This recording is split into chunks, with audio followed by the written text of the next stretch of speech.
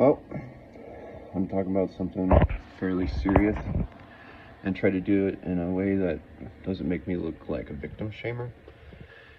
There's a huge issue going on, especially with well, it's not just gun rights, but victims in general.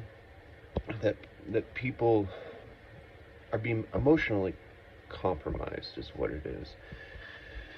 And I want to talk about this because I seem to be the only person who can actually recognize this. I haven't seen any other posts or studies done on this.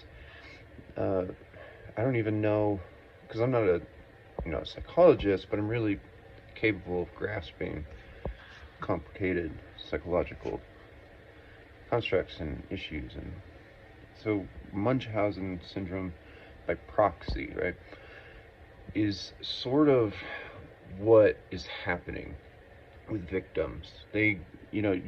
While the trauma is real, okay, it starts to create a different brain structure, right? So we know that immense trauma can actually completely change your personality, especially as a child. And that's the same thing that happens when these mass shootings happen. So we have these people who are victims that want to now use this energy as an excuse to regulate and control and change things. And they emotionally manipulate you. And it creates this random event that happens that is very traumatic, yes. And I have a lot of empathy and sympathy, but you also have to think clearly here. And it's just, you can't let fear be a dominating drive in society to reduce and limit freedoms. And so the Munchausen syndrome, how this works is like you have this random event, and now all of a sudden they're seeing diseases in people, and they're correlating it to everybody. And so how Munchausen syndrome by proxy works is the same thing, is that you fabricate like an illness and you use it to manipulate others. That's the only way that I can sort of try to elaborate on that. And the best way to look at it as a modern concept is car accidents, okay? I always correlate it to car accidents. People don't like this, especially. They never have any way to respond, so they usually ban me, or they block me, or report me from social media when I try to speak out about this stuff. That, there are tens of thousands, I forget the statistic now, because I haven't brought this up in a while, of car accidents, but the victims of car accidents often develop a PTSD, and I've been in a car accident, and I was afraid to drive on gravel roads for a long time, and to ride on them.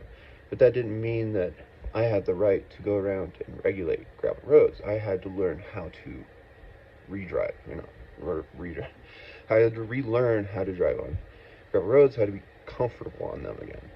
And it was all just because of just something crazy and stupid. But it's just that we have two solutions that we've implemented in society, and one is using traffic regulations. Dumbing people down is what we've done. That people for the last few generations, instead of learning to drive better, while we have developed cars to actually drive faster than they ever have, and they're more safe than they've ever been, and now we're getting away from the traffic light systems that congest traffic and actually create a higher probability of accidents to happen because of this structure that we've created in society is just an extortion-based structure. And that's how the government can be just oppressive to people just because of a few accidents. These random occurrences that we're not actually analyzing properly because we're using the victims as an excuse to change things. And those probabilities of the victims actually happening are so minimal that it's just, versus what successes actually happen per minute, right, of actions and that people commit. So the success rate versus the failure rate is one thing that you have to analyze. And then it's just something else I wanted to bring up, because I was talking to this lady. She says she's a mother and all this, Well, just because you're a mother does not give you a qualification, right? It gives you a sense of control and empathy over people because you have children. So if you're a mother that isn't capable of taking your own safety into your own hands, what that means is that you are shaming people that can do that, and the people that are safer. So now you're using it as your potential victimhood, as an excuse to say that now we need to control those other people, we need to limit and reduce them, and it's the same Munchausen issue. And that's how people are really starting to create this structure of psychotic and psychosis-based generational progressions, is what it is. And when you look at serial killers, what is the link to their psychotic nature is the need and ability to control people.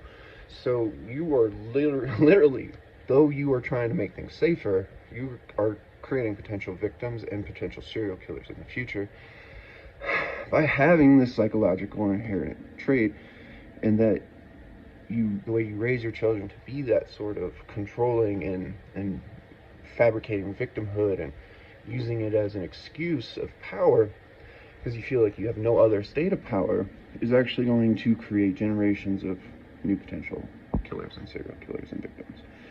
Because that, while it appears positive today, then you always have the potential of your offspring in the future who have this need to control and to obtain power over people, and they can flip and switch and see a weapon as a weapon. So, like I mentioned in my last video, that when you start banning guns, you have an entire population that sees weapons as weapons. And what that means is that if they can acknowledge weapons as weapons, they have that trigger in their brain to be able to use a weapon.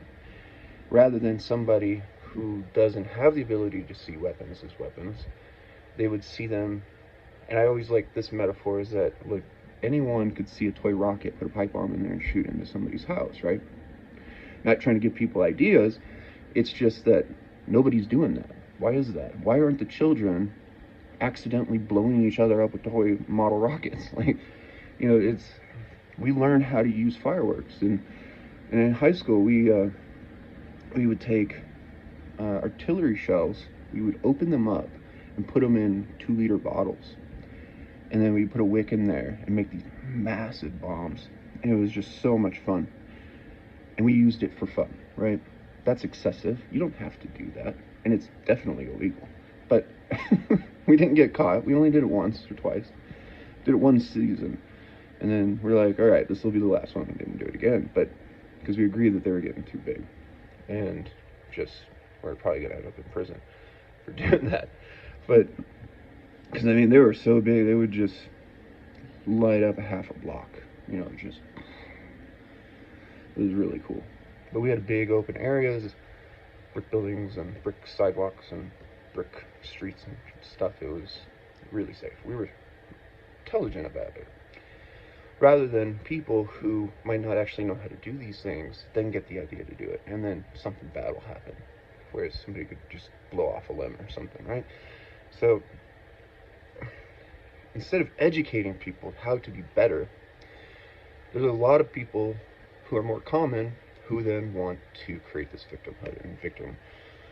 And everybody now is a potential victim, everybody is a potential criminal, and everybody, just because they're unsuccessful, need to change to benefit them. And that's just not the right way to go about it. So, I always say philosophy is needed now more than ever.